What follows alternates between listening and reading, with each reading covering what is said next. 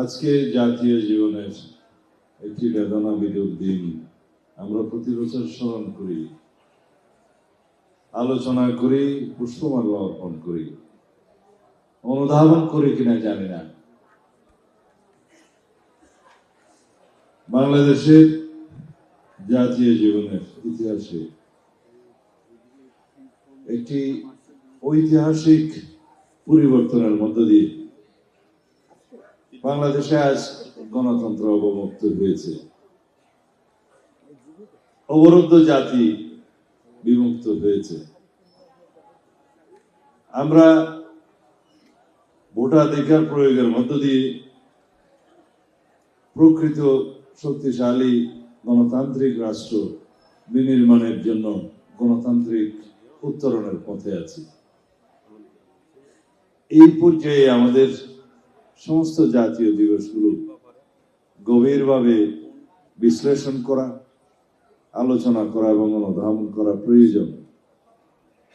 আমরা অনেকেই আবেগে অনেক আলোচনা করি, অনুধাবন করতে চাই না, কিন্তু আজকে বিশেষ করে যেটা প্রয়োজন জাতি বিনির্মাণে, সেটা হচ্ছে মেধাভিত্তিক, জ্ঞান ভিত্তিক, প্রযুক্তি নির্ভর, আধুনিক বিশ্বের সাথে তাল মিলিয়ে বাংলাদেশ বিনির্মাণ করা, আমাদের আগামীর বাংলাদেশ। সেখানে জাতীয় স্বার্থ অবশ্যই থাকবে সবার আগে বাংলাদেশ, কিন্তু এই সবার আগে বাংলাদেশ প্রতিষ্ঠা করার জন্য বুদ্ধিবৃত্তিক চর্চা এবং বুদ্ধিবৃত্তিক চর্চার জন্য বুদ্ধিবৃত্তিক বিন্যাস এবং বিকাশ অবশ্যই প্রয়োজন। যেটা আমাদের জাতীয় জীবনে ঘটে গিয়েছে সেটা হচ্ছে 14ই ডিসেম্বর বাংলাদেশকে মেধাহীন রাষ্ট্রে পরিণত করার যে ষড়যন্ত্র বাংলাদেশের দখলদার বাহিনী করেছিল, পাকিস্তানিরা করেছিল, এই দেশের রাজাকার আলবদররা যেটা পরিচালিত করেছিল, সেই নৃশংস হত্যাকাণ্ডের মধ্য দিয়ে বুদ্ধিভিত্তিক বিনাশ করা বাংলাদেশে সম্ভব হয়নি, ক্ষতিগ্রস্ত করা সম্ভব হয়েছে। আমরা কিছু কথা বলি, যেমন বাংলাদেশকে যারা দখল করতে চেয়েছিল, পরাধীন রাখতে চেয়েছিল, তারা তো স্বাভাবিকভাবেই বাংলাদেশের সার্বিক বিনাশ চাইবে।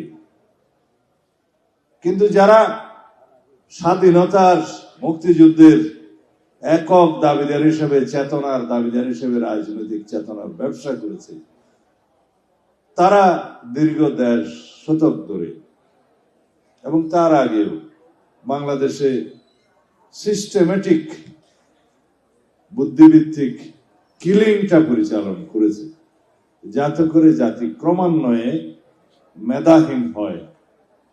সেটা এই জাতি লক্ষ্য করেছে, দৃশ্যমান হয়েছে।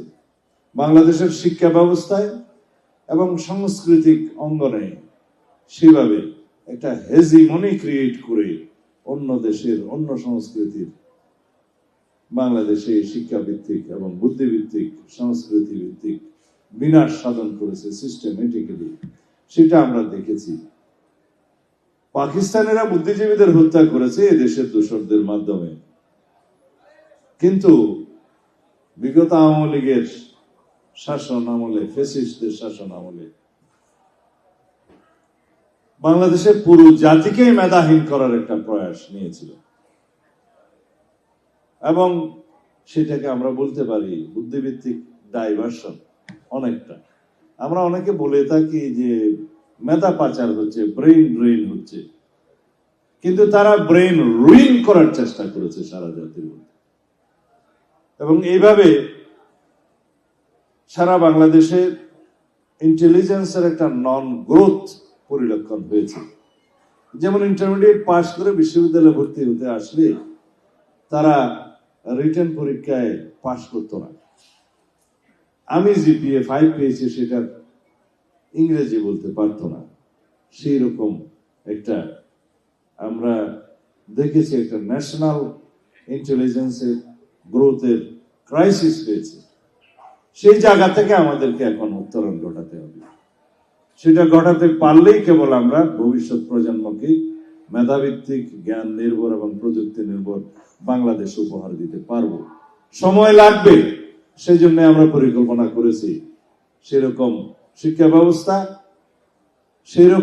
ব্যবস্থার মধ্য দিয়ে কিছু কর্মীর হাত আর কিছু মেধার বিকাশ, গবেষণার মাধ্যমে সেরকম শিক্ষা ব্যবস্থার পরিকল্পনা আমাদের 31 দফায় আছে এবং 31 দফার নির্যাসের ভিত্তিতে আমরা সেই পরিকল্পনাগুলো দেশবাসীর কাছে এই ভোটের ময়দানে নিয়ে যাচ্ছি।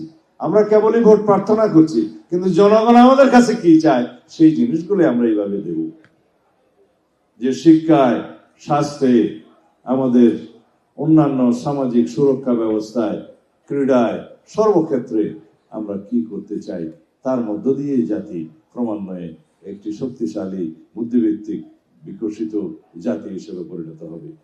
বিকাশ এবং বিনাশ দুইটা কথা আছে। আওয়ামী লীগ যেটা করেছে সেটা হচ্ছে বিনাশ, আমরা যেটা করতে চাই সেটা হচ্ছে বিকাশ, বিকশিত বাংলাদেশ, বুদ্ধিভিত্তিক বাংলাদেশ, আগামীর বাংলাদেশ, সেই কামনা করছি। ধন্যবাদ সবাইকে। আসসালামু আলাইকুম।